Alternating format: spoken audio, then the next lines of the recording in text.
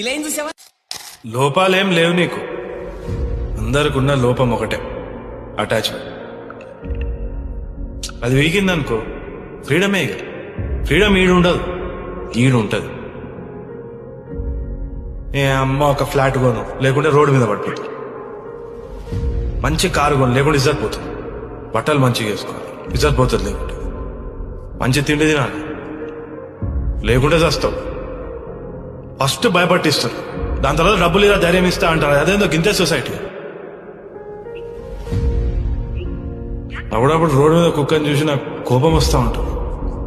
హాయిగా బతుకుతూ ఉంటాం, మనమే భయపడి చేస్తూ ఉంటాం. ఇంకేడుంటుందిరా ఫ్రీడమ్? ఇలా ఏం చూసావా? లోపాలేం లేవు నీకు. అందరికున్న లోపం ఒకటే, అటాచ్మెంట్. అది వీగిందనుకో ఫ్రీడమే. ఇక ఫ్రీడమ్ ఈడుండదు.